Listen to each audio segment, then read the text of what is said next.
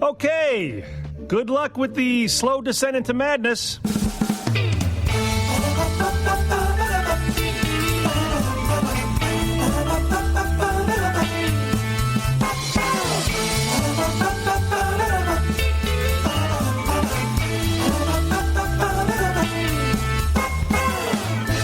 You're listening to Comedy Parenting Radio.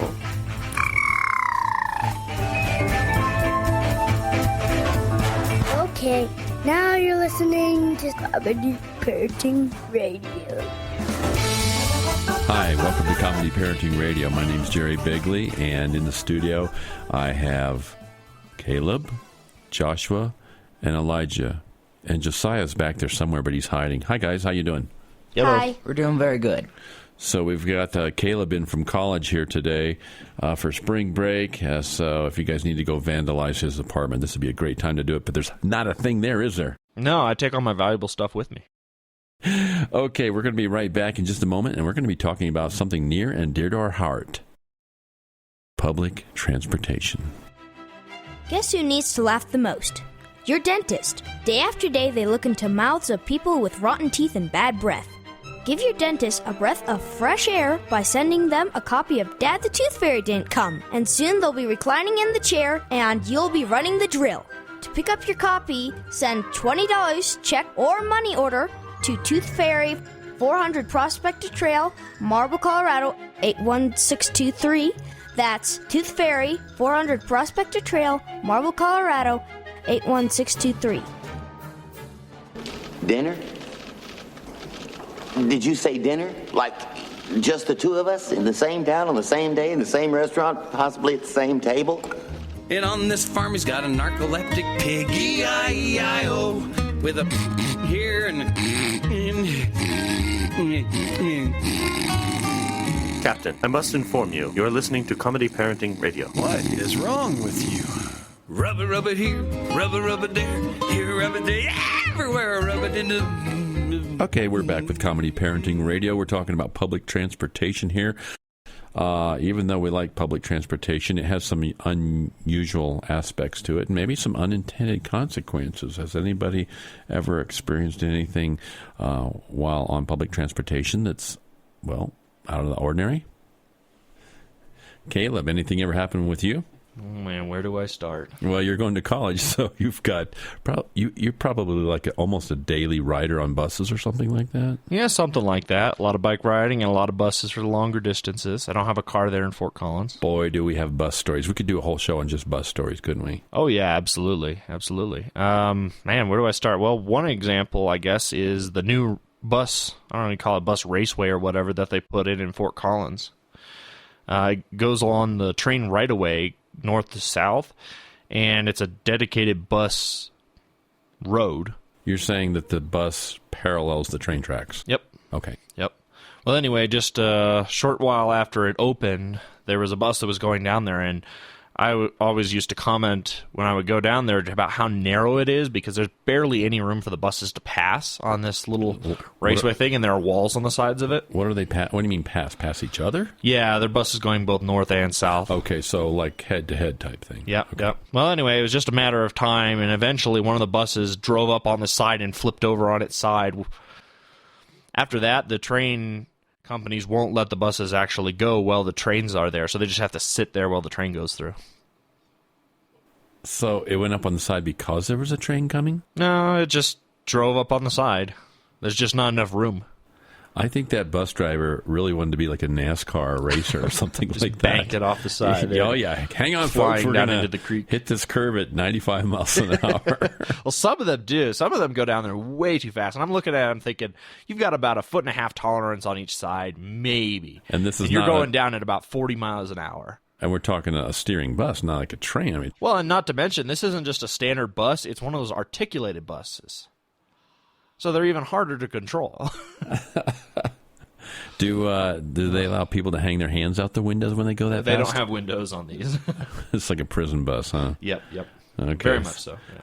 Okay, you're listening to Comedy Parenting Radio. We're talking about public transportation, and we'll be back right after this word. If money grew on hackberry trees, and time wasn't such a luxury, lovesick over me, that'd be alright. Dave, what are you doing? Just sending a gift to Dave 2037. Who? Me in the future. I save a little money from every paycheck as a gift to Dave 2037, so he can spend it on things like anti-gravity boots or a hologram Doberman, something cool like that. I think Dave 2037 deserves it. He worked hard. What are you getting Steve 2037?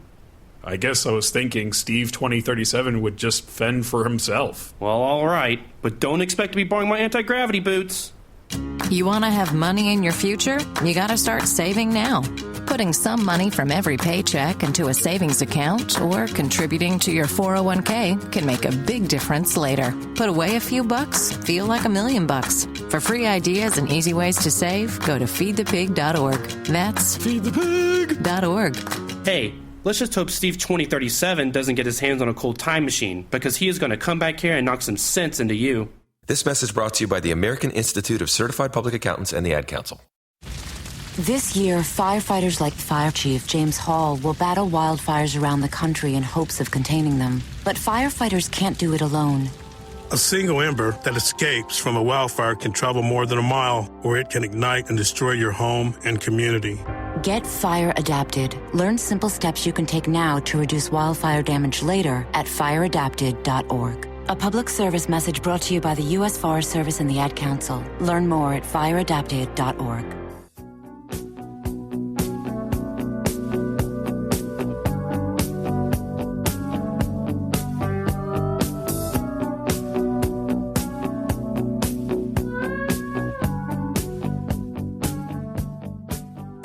We're back with Comedy Parenting Radio here, and we hear something going on outside. Josh, you want to go check that out while we continue talking about public transportation? He thought it was his sister came home early, but she's not coming home. So if you hear a shotgun blast, we'll know it was somebody invading our space. Caleb, during the break there, while we were checking out, watching for robbers or whatever's happening downstairs there, you were talking about jam-packed. What did you call that? Packed, jammed?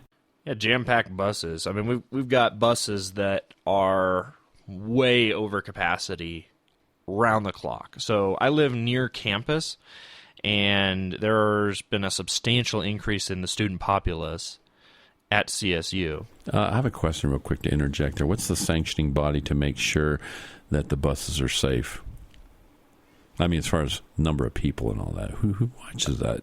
I don't know. I assume it would be Food and Drug Association if it's FDA if it's college. Yeah, Humane Society probably. The Humane Society. Yeah, okay. yeah. They make sure. You know, they probably are better at watching how many animals are on an airplane than people on public transportation. Or yeah. Like that. Yeah. Anyway, go ahead. Crammed buses. Anyway, there are, in this very small area near campus, since the student population has almost doubled since the time that I've been there, they ended up with about three bus routes going through the same area, and they still can't get all the students in there from there to campus. You always are ending up missing buses if you're taking the bus. That's why I tend to ride bike whenever I can. Missing buses because they're full. They're completely full. And what does it look like when the bus pulls up? Is this like a neat, orderly thing? Everybody's got tickets, or is it a free-for-all, or pushing, shoving? I mean, how does that work? All the students have RFID passes, so it's basically first come, first serve. If you can get your nose in the door, scan it, and get back behind the white line. Sometimes they don't get everyone back behind the white line, but that's illegal. Anyway, yeah. Oh, yeah, but I'm just trying to picture this. I mean, do people stand there and yell and say, I've got a class to get to in 10 minutes? Yeah. So yeah. Yeah. People will do that. People will definitely do that. It's like, you've got a class that you've got to be there in 15 minutes? Well, I got one that's in 45 minutes. Okay, you can go first type thing. Couldn't you make some money if you became like a bus stop organizer? Yeah, you'd think. Hi, for $5, I'll move you to the front of the line.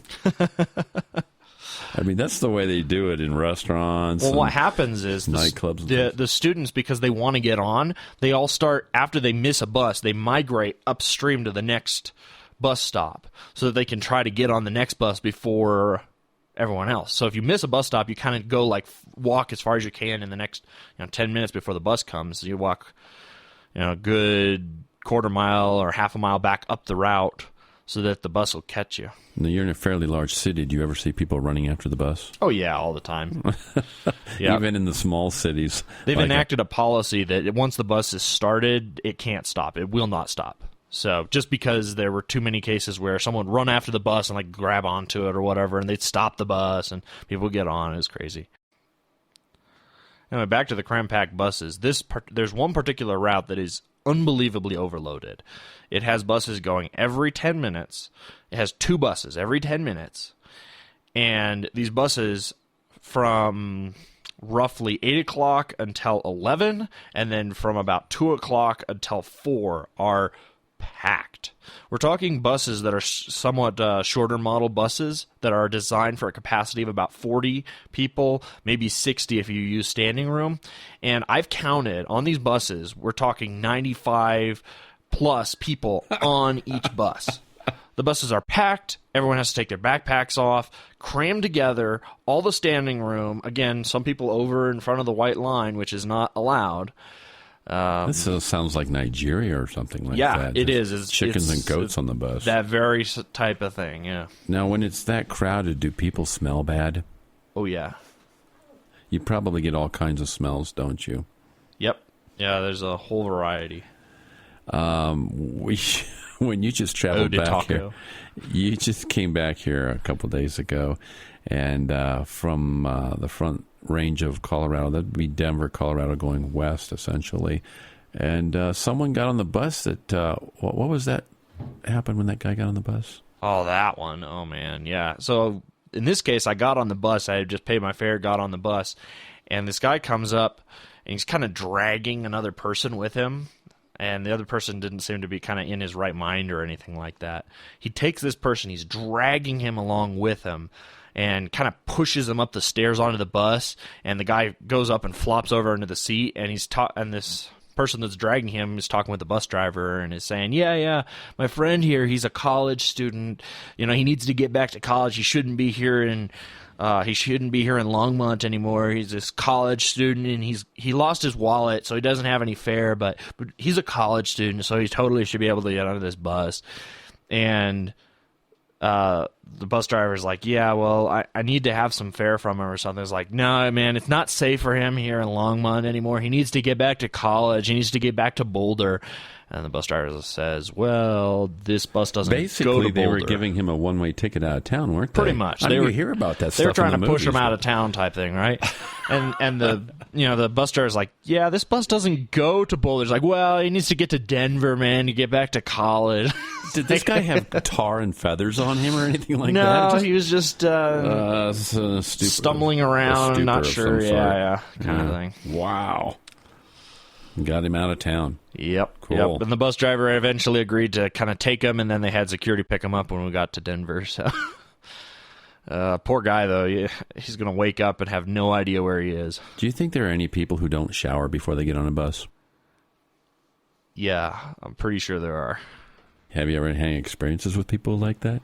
Well, I had one time that the guy that sat down beside me smelled so bad I was trying to keep from heaving, and so I thankfully I had Irish Spring soap, sponsored by Irish Spring. No, anyway, Irish Spring soap in my apartment, and I had it on my hands, and so I just kind of put my backpack on my lap, rested my hands on top, and put my nose down, just kind of breathe right through my hands to keep myself from gagging. Oh, if you're going to ride on a public transportation and you don't really know who the people are getting on, you might want to make sure you showered with Irish Spring and have it all over your body so you can survive the trip and not puke on the bus, huh? Okay, you've been listening to Comedy Parenting Radio, public transportation, planes, trains, automobiles. Oh, we mostly talked about buses, didn't we? Mm-hmm. Okay, we'll get to the other stuff on another show. Thanks for coming out, you guys. You're welcome. And when you go, you can take all those bus tickets with you. They're all over the floor.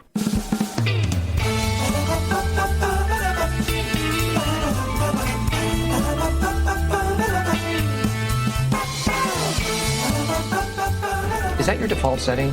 Do you just punch people in the face willy-nilly?